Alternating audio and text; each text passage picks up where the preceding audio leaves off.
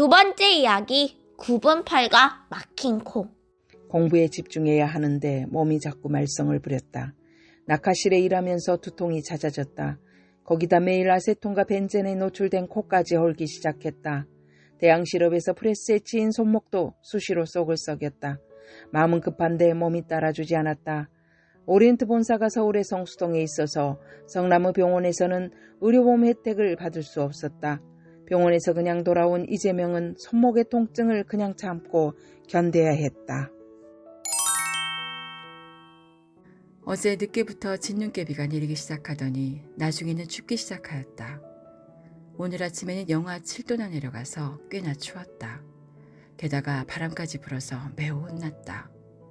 아침에 일어나니 팔목이 아파서 회사에 못 나갈 것 같았다. 회사에 가서 작업 시작하려고 하니 손이 아파서 못했다. 그래서 오후엔 조퇴하고 병원에 갔더니 의료보험 카드가 서울직으로 되어 있어서 치료도 못 받았다. 낮에 집에 오는데 바람이 몹시 불었다. 이재명 일기 1980년 1월 30일. 이재명은 오리엔트에 다닌 지난 한 해 동안 키가 무려 15cm나 컸다. 그렇게 폭풍 성장을 하면서 뼈도 자랐다. 자라지 않은 유일한 뼈가 대양 실업의 프레스기에 당한 그의 왼쪽 손목 바깥뼈였다. 프레스기의 관절이 깨지면서 성장판도 파손되었던 것이다. 왼쪽 손목뼈 2개 중에서 안쪽 뼈만 폭풍 성장을 하면서 자라지 않는 바깥을 압박했다. 결국 팔이 눈에 띄게 뒤틀리면서 통증이 점점 심해졌다.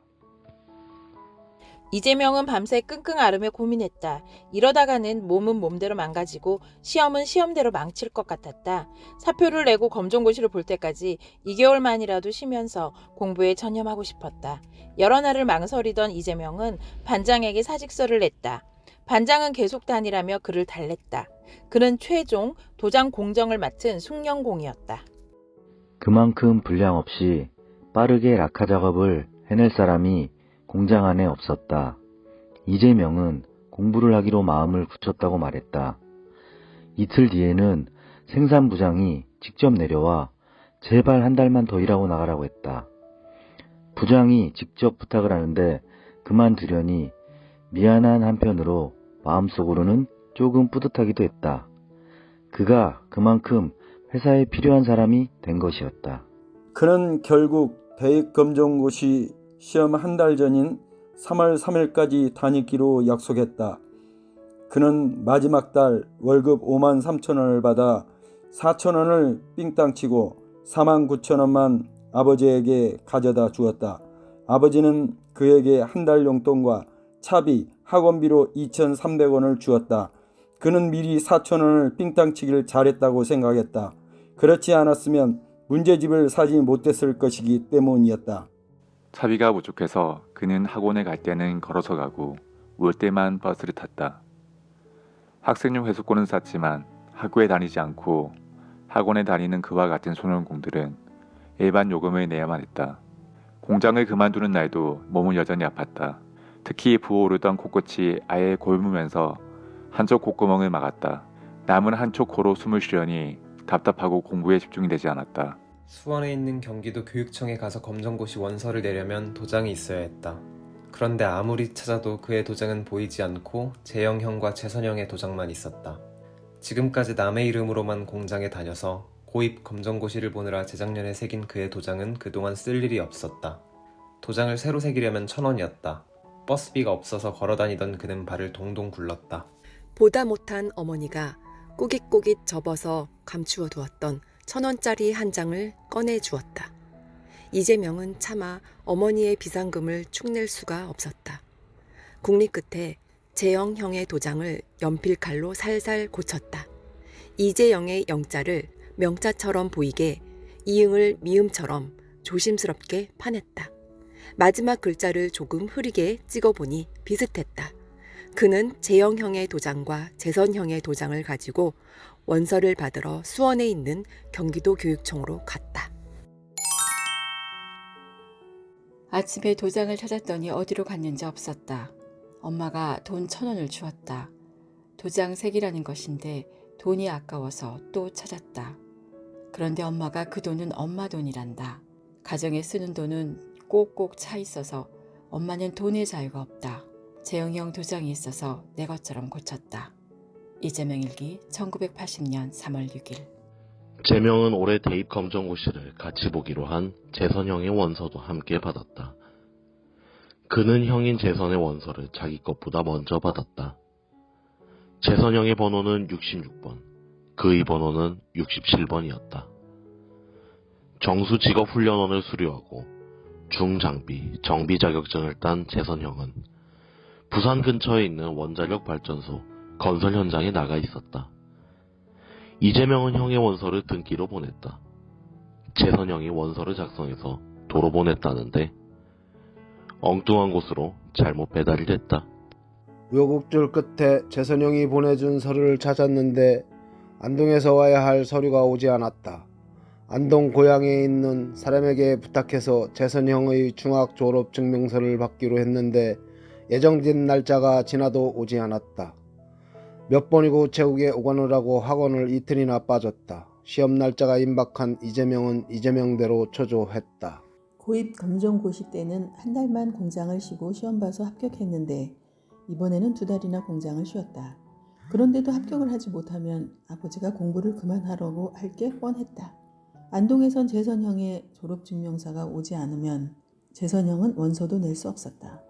초조하게 기다리던 재선형의 서류가 안동에서 온 것은 원서 마감 이틀 전이었다. 그런데 찍혀 있어야 할 도장이 빠진 증명서였다. 낮에 학원에 갔다가 집에 와서 공부하는데 우체부가 왔다. 반가워서 뛰어나갔다. 과연 안동서 온 것이었다. 얼른 뜯어봤더니 글쎄 재선형의 서류에 도장 하나를 덜 찍었다. 원서 접수는 내일 모레인데 다시 붙일 수도 없고 미칠 노릇이었다. 아버지가 원망스럽다. 애초에 갔다 왔으면 이런 일이 없었을 터인데 말이다. 조금 후에 아버지가 왔다. 아버진 재선형 앨범을 들고 접수시키러 갔다. 난 가지 말라고 했다. 하지만 아버진 보따리 싸들고 갔다. 난 아무리 생각해도 안 될 것 같았다. 이재명 일기 1980년 3월 17일. 서류를 내려갔던 아버지가 돌아와서 원서를 접수시켰다고 했다. 뜻밖이었다. 졸업증명서에 도장이 빠져서 안 될 줄 알았는데 아버지는 보자기로 싸간 재선형의 졸업 앨범을 보여주면서 담당자를 설득한 모양이었다. 처음으로 아버지가 대학교를 중퇴했다는 말이 믿어졌다. 재선형이 집에 온 것은 시험 이틀 전이었다. 재선형은 이틀 동안 밥을 먹으면서도 책을 봤다. 재선형은 이재명이 고입 검정고시 때 그랬던 것처럼 영어와 수학 때문에 고전했다. 그가 재선형에게 이항 정리와 포물선을 가르쳐 주었다. 1980년 대입 검정고시 시험은 4월 19일과 20일 이틀 동안이었다. 그는 새벽 5시 반에 일어나 형과 함께 버스를 타고 수원으로 가서 시험을 봤다. 첫날 시험은 쉬웠다. 이튿날도 새벽에 일어나 시험을 보러 갔다. 이재명은 체육을 제외한 나머지 과목은 다 자신이 있었다. 시험을 끝낸 재선형은 얼굴이 어두웠다. 시험을 잘 못 본 형 앞에서 이재명은 시험을 잘 봤다고 할 수 없었다. 재선형은 바로 수원역으로 가 부산행 기차표를 끊었다. 이재명은 재선형을 수원역까지 바래다 주었다. 그의 형은 원서값과 우표 산 돈에 용돈을 보태서 그에게 줬고 그는 그 돈으로 먹을 것을 사서 기차에서 먹으라고 형에게 줬다. 검정고시 결과 발표는 5월 중순이었고 대입 예비고사는 11월이었다. 이재명은 아버지한테 대입학원에 나가겠다고 했다. 아버지는 허락하지 않았다. 대입 예비고사가 7개월밖에 남지 않았는데 아버지는 검정고시 결과 발표를 보고 나서 학원에 가라는 것이었다. 그러면서 당장 공장에 다시 취업하라는 아버지가 너무나 야속했다. 남들은 3년 동안 공부해서 보는 대학 시험이었다. 아침에 일어나 아버지한테 학원에 가겠다고 하니까 검정고시 시험 발표가 날 때까지 나가지 말란다. 내 용돈으로 나가겠다고 하니까 안 되겠단다. 나중에는 화까지 내면서 나는 죽고 싶다. 이재명 일기 1980년 4월 24일. 그는 아침부터 일자리를 알아보러 공단으로 갔다. 작업 시간에 공단 거리는 텅 비어 있었다. 텅 빈 공당 거리를 혼자 터덜터덜 돌아다니며 취업 공고판을 살폈다. 의료보험이 되는 공장은 하나도 없었다. 아픈 팔을 치료하려면 보험이라도 되는 공장에 들어가야 했다. 그는 자신의 처지가 가련하고 슬퍼서 죽어버리고 싶었다. 자기가 죽어버리면 아버지가 그때는 후회할까? 어떻게 하면 죽을 수 있을까? 그런 생각을 하며 집으로 돌아오는 길에 소풍 다녀오는 학생들을 만났다. 여태 교복 한 번 입어보지 못한 자신의 신세가 한심했다. 죽더라도 교복 한 번은 입어본 다음에 죽고 싶었다. 이대로 죽는다는 것은 너무 억울했다. 아버지는 그런 그의 마음에는 아랑곳 없었다. 그가 일부러 취업하지 않는 것으로 여긴 아버지는 그를 데려다 쓰겠다는 사람을 집으로 불렀다. 화가 난 그는 심통을 부렸다. 이재명은 아버지의 체면을 엉망으로 만든 것이 미안해서 다음 날부터 더 부지런히 일자리를 찾아다녔다. 그런데 정말 들어갈 만한 공장이 없었다. 날 보세 공장에 데려가겠다는 사람이다. 그래서 일부러 버릇없이 막 굴었다. 아버지 체면은 말이 아니다. 잠시 후 그들이 가고 난 엄마와 형에게 신나게 욕먹었다. 이재명 일기 1980년 5월 5일.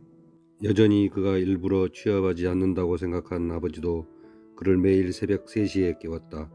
이재명은 새벽부터 아버지의 리어카를 따라다니며 쓰레기를 치웠다.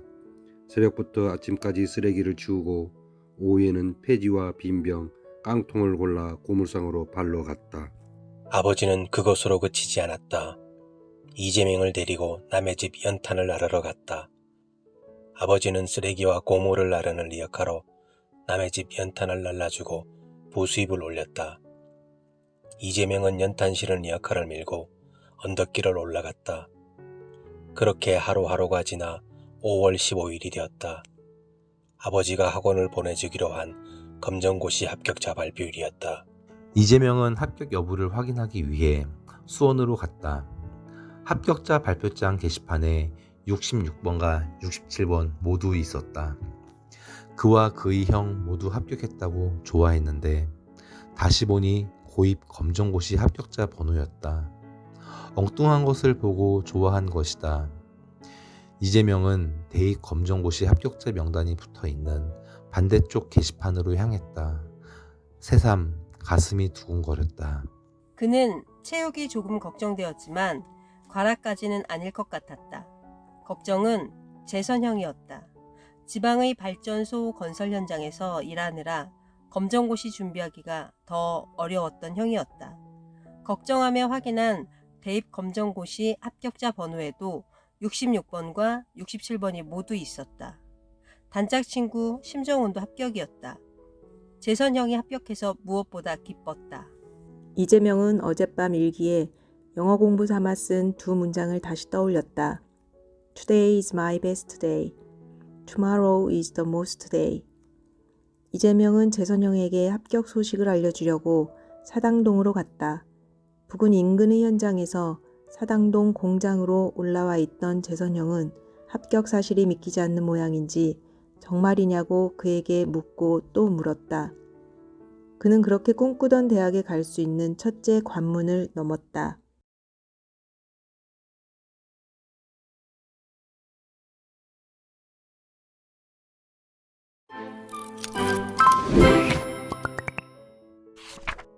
세 번째 이야기, 소년공과 소년 청소부의 갈림길에서.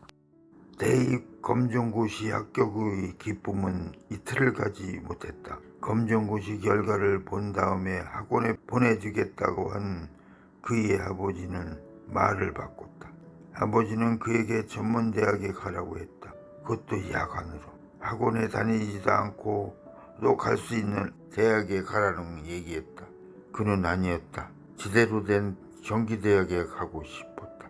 그는 좋은 대학에 들어간 다음 스스로 돈을 벌어가며 공부할 작정이었다. 명문대학에 들어가면 과외교사를 해서 스스로 대학에 다닐 수 있다고 알려준 것은 성일학원의 김창구 선생이었다. 입주 과외를 하면 자기 공부방까지 생긴다고 했다. 아직 단 한 번도 자기만의 방을 가져본 적이 없는 그에게 공부방은 꿈만 같았다. 지금도 내 형제가 복잡거리는 방에서 어머니의 안진뱅이 재봉틀을 책상 삼아 공부하는 그였다. 대입 예비고사는 이제 6개월밖에 남아있지 않았다. 그는 아버지가 6개월만 미뤄주면 예비고사를 잘 볼 자신이 있었다. 그런데 아버지는 안 된다고 했다. 예비고사 볼 일이 큰 문제거리다. 아직 한 번도 들여다보지 못한 것이 수두룩하다. 아버지에게 학원 보내달라고 해도 직장 안 나간다고 하면 안 보내실 것 같고 미칠 노릇이다. 괜히 주먹으로 벽도 쳐보고 머리도 막 박았다. 정말 산다는 게 이런 것인지 산다는 사실이 귀찮아진다. 이재명 일기 1980년 5월 16일. 민정현정은 손목뼈를 다쳤는데 어떻게 주먹으로 벽을 쳤는지 이재명에게 물었다.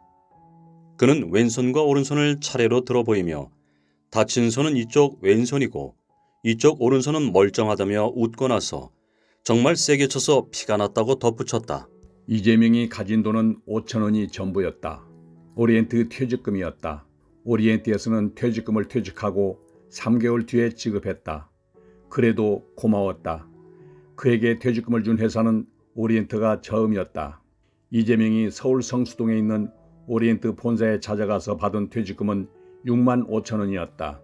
이재명은 5만 5천 원만 아버지에게 주고 1만 원은 삥땅 쳤다. 5천 원은 아버지 몰래 어머니에게 주고 5천 원은 그가 가졌다. 5천 원은 있어야 책과 노트라도 살 수 있었다. 이재명은 아버지가 학원에 보내주기를 기다리며 매일 새벽부터 아버지를 따라다니며 쓰레기 리어카를 밀었다. 공장에 다니는 소년공은 많았지만 쓰레기 치우는 소년 청소부는 그뿐이었다. 길거리에서 방울낚시를 주운 날도 캄캄한 새벽부터 아버지를 따라다니며 쓰레기를 치웠다. 그는 주운 낚시를 들고 혼자 판교로 갔다. 시골에서 개울 낚시를 해보았던 그는 판교의 개천에 방울낚시를 던졌다. 미끼로 쓸 떡밥이나 지렁이가 없어 우렁이를 돌로 빻아 매달았다. 그런 엉터리 미끼를 물 물고기가 있을 리 없었다. 그래도 그는 오후 내내 꼼짝도 하지 않는지를 멍하니 바라보며 개천가에 앉아 있었다. 집에 가봐야 아버지는 고물상에 폐지와 깡통 팔러 가자고 그를 끌고 나갈 게 뻔했다. 붕어 한 마리 잡지 못한 그는 저녁 어스름이 내릴 무렵에야 자리를 털고 일어섰다. 점심을 못 먹은 그는 개천가의 참외밭에서 익지도 않은 참외 하나를 주워 먹고 처량한 마음을 달래며 집으로 돌아왔다. 셋집 대문 앞에서 그는 발길을 돌렸다. 무엇 때문인지 또 아버지의 고함이 대문 밖까지 들렸다. 집에 들어가기가 싫었다. 친구 정훈이의 자취방을 찾아갔다. 정훈이는 없고 정훈이와 함께 자취하는 친구만 있었다. 정훈이를 기다리며 그 친구와 이야기하다가 정훈이가 담배를 피운다는 것을 알았다.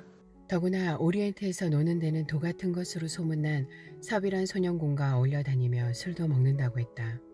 이재명은 깜짝 놀랐다. 재명은 밤늦게 돌아온 정훈이를 데리고 밖으로 나와 정말 담배를 피우고 술을 먹는지 물었다. 정훈이는 대답하지 않았다. 사실이란 뜻이었다. 재명은 끝내 입을 꾹 다물고 있는 정훈을 말없이 노려보다가 절교를 선언하고 발길을 돌렸다. 마음이 심란했다. 열심히 공부해서 대학에 가자고 같이 맹세했던 녀석이었다.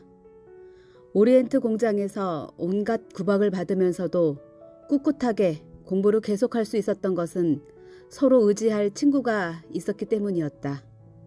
이재명은 가장 믿고 의지하며 좋아하던 친구를 갑자기 잃은 느낌이었다. 배신당한 것만 같았다. 정규대학에 보내주지 않으려는 아버지와 갈등으로 가뜩이나 흔들리고 있던 이재명은 궤도를 이탈한 심정훈 때문에 괴로웠다. 그날 이후로 이재명은 심정훈의 방에 가지 않았다. 외롭고 힘들면 찾아가던 도피처였지만 그는 아무리 외로워도 다시 찾아가지 않겠다고 다짐했다. 일자리를 찾아다니던 이재명은 길에서 우연히 정훈이하고 같이 자취하는 친구를 만났다. 그는 이재명에게 정훈이를 만나러 같이 가자고 했다. 이재명은 단호하게 거절했다. 재명이는 내가 술 먹고 담배 피운다는 걸 아주 심각하게 받아들였어요. 이재명 검정고시 친구 심정훈. 사실 소년공들은 보통 그걸 대수롭지 않게 여겼어요. 어려서부터 공장에 다니면서 형들한테 술, 담배 일찍 배우거든요. 그런데 재명이는 내가 술, 담배 못하게 하려고 굉장히 애를 썼어요. 너 그렇게 담배 피우면 머리 나빠지는데 어떻게 공부해서 대학 가냐고. 친구 심정훈은 그랬던 이재명이 대학 가더니 자기보다 술, 담배 더 많이 해서 배신감을 느꼈다고 민정현정에게 털어놓았다. 그 친구를 따라 정훈이를 만나러 가지 않은 이유를 이재명은 일기장에 이렇게 적었다.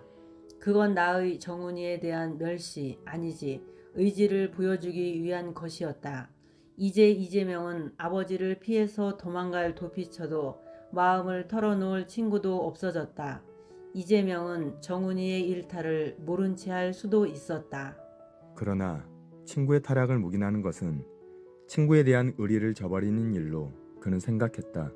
그는 정훈이를 만나지 않은 것을 통해서 정훈이가 술, 담배를 끊고 그와 함께 공부하든지 아니면 노는 데 도같은 소년공 섭과 어울려 다니든지 선택하라는 무언의 압박을 계속했다. 정훈이와 절교까지 한 그는 대입 예비고사를 어떻게 준비해야 할지 막막하기만 했다. 예비고사의 과목과 배점이 어떻게 되어 있는지조차 물어볼 곳이 없는 그였다. 대학 입시 학원에 가서 예비고사 과목과 과목별 문항수, 배점이 어떻게 되었는지 물어보았지만 제대로 대답은 않고 도리어 그에게 엉뚱한 질문만 했다. 등록도 하지 않은 그는 더 캐 물어볼 수가 없어 차비만 날리고 집으로 돌아왔다. 아버지는 헛걸음하고 학원에서 돌아온 이재명에게 빈 깡통을 팔아오라고 했다. 이재명은 동생 재문과 함께 이상한 냄새가 나는 깡통 30개를 리어카에 싣고 고물상으로 갔다. 고물상 주인은 한 개에 30원밖에 쳐주지 않았다. 아버지와 함께 올 때는 50원씩 쳐주던 깡통이었다. 집에 가서 아버지를 데리고 다시 올까 생각하던 이재명은 마음을 바꿔먹었다. 20원 벌 받아가야 아버지가 다시는 그와 동생에게 깡통 팔아오라고 하지 않을 것 같았기 때문이었다. 이재명은 600원이 아깝긴 했지만 900원만 받아서 집으로 돌아왔다. 왜 1,500원이 아니고 900원이냐? 아버지가 주는 대로 받아오라고 했잖아요. 이재명은 자식에게 공부시킬 생각은 않고 부려먹을 생각만 하는 아버지가 원망스러웠다. 하루하루 공부할 날짜가 줄어들어 발을 동동 구르는 그에게 일만 시키는 아버지가 미워서 그도 아버지에게 어깃장을 놓은 것이다. 아버지는 그의 짐작대로 다시는 그에게 고물을 팔러 보내지 않았다. 대신 새벽마다 그를 깨워 쓰레기 리어카를 밀게 했다. 새벽 2시, 3시, 4시 30분 깨우는 시간도 대중 없었다. 김대중과 김종필을 체포하고 계엄령을 전국으로 확대한다는 뉴스가 나왔다. 곤투 천재로 불린 박찬희는 일본의 오쿠마 쇼지한테 9회에 KO로 패했다. 둘 다 그와는 아무 상관도 없는 일이었다. 이재명은 어제 아버지에게 책 살 돈을 달라고 했는데 아버지는 여태 대답이 없었다. 오늘 다시 아버지에게 달라고 할 작정이었는데 막내 재욱이가 수학여행비를 달라고 하는 바람에 그는 말도 꺼내지 못했다. 아버지는 재욱이가 수학여행 가는 것도 아주 못마땅하게 여겼다. 그가 책값까지 얘기하면 재욱이가 수학여행을 가지 못하게 될 게 뻔했다. 이재명은 아버지에게 하지 못한 말을 그날 일기에 세 줄로 적어두었다. 아버지한테 책 사야 된다고 얘기했더니 좀 있어보라고 하더니 아주 잊어먹어버린 듯했다. 재욱이가 수학여행 간다는 것도 어쩔 수 없이 보내주는 것 같았다. 우리 가족을 위해서 돈을 버는 것이라고는 하지만 이건 너무한 것 같다. 막내 재욱이가 수학여행비를 받아간 다음에야 이재명은 아버지에게 다시 책값을 달라고 했다. 그는 대학도 전문학교나 야간대학이 아닌 정규대학으로 가고야 말겠다고 정식으로 아버지에게 말했다. 어쩐 일인지 아버지는 선선히 이재명에게 책값을 줬다. 학원비도 줬다. 단 이달이 가기 전에 그가 다시 취업한다는 조건이었다. 어쨌든 고마웠다. 그는 아버지와 약속을 지키려 했다. 마침 오리엔트에서 사람을 뽑았다. 재명이는 기가 잘 죽지 않는 애였어요. 이재명의 형 이재영. 어려서부터 우리 형제 중에 아버지한테 말대꾸한 건 재명이 뿐이에요. 우린 아버지가 말씀하시면 무조건 따랐다는데 재명이는 자기 할 말 다 했어요. 그러다가 맞기도 했지만 자기가 옳다고 여기면 맞으면서도 끝까지 물러서지 않았죠. 대학에 갈 거라고 큰 소리치고 나온 공장에 다시 들어가는 게 창피했지만 오리엔트보다 나은 공장이 없었다. 취업 서류를 들고 오리엔트에 면접을 보러 갔던 날은 5월 29일이었다. 그가 어디에든 취업하겠다고 아버지와 약속한 날짜는 겨우 이틀 남아 있었다. 취업 서류를 들고 오리엔트 공장 정문 앞까지 갔지만 이재명은 망설였다. 대임 예비고사는 이제 5개월 앞이었다. 지금 공장에 다시 들어가면 한 번도 해본 적이 없는 예비고사 공부를 무슨 시간에 할 수 있겠는가. 공장 일 끝나고 6시에 학원 가서 3시간 공부하고 집으로 돌아오면 밤 10시가 넘었다. 그렇게 5개월 동안 공부해서 예비고사에 붙고 본고사까지 통과하는 것은 불가능했다. 그는 면접을 보지 않고 도로 집으로 돌아왔다. 집 마당은 고물상에 가져다 팔 고철을 정리하느라 온통 난리였다. 이재명은 아버지에게 면접을 잘 보고 왔다고 거짓말을 했다. 들고 갔던 취업 서류는 아버지 몰래 감췄다. 아버지는 아무 의심도 하지 않고 고철을 팔러 가자고 했다. 캥기는 것이 있는 그는 흔쾌히 리어카를 끌고 앞장섰다. 아버지는 뒤에서 리어카를 밀며 그에게 빨리 취업을 하지 않았다고 잔소리를 했다. 그는 한마디 대꾸도 하지 않고 고물상에 고철을 가져다 주고 답심리 학원으로 갔다. 학원에 다녀오자 밤 10시가 훨씬 넘었다. 학원에서 배운 것을 복습하려는 그를 아버지가 또 불러냈다. 공부할 시간이 모자라 발을 동동 구르는 그에게 아버지는 이 밤중에 쓰레기를 치우러 가자는 것이었다. 그는 화가 났다.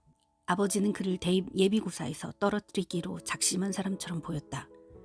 대학에도 가지 못하고 이대로 비참하게 살 거면 차라리 죽어버리고 싶었다. 학원 갔다 와서 공부 좀 하려고 했더니 아버지가 쓰레기 치우러 나오라 하신다. 신경질이 났다. 신발을 확 집어던졌다. 아버지가 그 모양을 보더니 한참 나를 노려보았다. 나가서 쓰레기를 치우는데 죽자 하는 생각이 들었다. 그러면 어떻게 죽을 것인가? 수면제 먹고 죽자. 고통 없이. 이재명 일기 1980년 5월 29일. 닷새뒤 오리엔트 합격자 발표일이었다. 서류도 안 내고 면접도 안 봤으니 될 리 없었다. 이재명은 공단 뒷산에 올라가서 시간을 때우다 집으로 돌아왔다. 그가 떨어졌다고 하자 아버지는 오리엔트 회사를 욕하며 자기와 같이 일하면 어떻겠냐고 물었다. 아예 밤낮으로 시장통에 쓰레기를 치우는 완전히 소년 청소부가 되라는 것이었다. 그건 정말 최악이었다. 차라리 정말 아무 곳이라도 취업하는 것이 100배 나았다. 다급해진 그는 신문 배달을 하려고 알아보았다. 서울신문에서 배달원을 모집했는데 석간이어서 포기했다. 그는 조간신문을 배달해야 했다. 그래야 아버지가 새벽에 쓰레기 치우러 나가자고 하지 못할 것이기 때문이었다. 조간신문 배달할 곳을 찾아 신문사 지국을 기웃거리던 그는 눈이 번쩍 뜨이는 신문기사 2개를 발견했다. 전두환 보안사령관이 이끄는 국보위에서 내놓은 교육 정상화 대책이 있었다. 첫 번째는 KBS를 통해 TV 과외를 한다는 것이다. 그와 같은 처지의 가난한 수험생에게는 너무나 반가운 소식이었다. 국가보위위원회 전두환 위원장에게 마구마구 박수를 쳐주고 싶었다. 다른 하나는 검정고시 합격자는 예비고사를 면제한다는 것이었다. 그에게는 더할 수 없는 희소식이었다. 그는 그 기사가 실린 신문을 얻어서 껑충껑충 뛰면서 집으로 돌아왔다. 저녁에 재영 형에게 기사를 보여주었다. 신문 기사를 들여다보던 재영 형이 그에게 물었다. 그런데 직장생활 3년 이상 하고 학력고사 합격한 사람한테만 예비고사 면제해준다는 거잖아. 그게 왜? 이재명은 재영 형에게 되물었다. 넌 안 되잖아. 내가 왜 안 돼? 너 이름으로 다닌 공장이 없잖아. 앞불사 이재명은 순간 머릿속이 하얗게 변했다. 13살부터 17살까지 4년 넘게 공장에서 일한 그의 시간은 그 누구로부터 인정받을 수 없는 시간이었다. 그 4년 동안 그의 이름은 박승원이었고 이재선이었으며 권영웅이었다. 그가 들여마신 납과 아세톤, 벤젠이 마비시킨 것은 이재명 코였다. 예리한 함석판 단면에 베이고 찢긴 상처 역시 100개가 넘는 선명한 흉터로 이재명의 몸에 남았다. 프레스기에 치여 부서진 손목은 다른 누구도 아닌 이재명의 굽은 팔로 남았다. 공장마다 이어졌던 폭력으로 멍든 가슴은 이재명의 여린 갈비뼈 안쪽에서 뛰고 있었다. 하지만 세상은 그 시간을 소년공 이재명 것으로 인정해주지 않았다. 억울했다.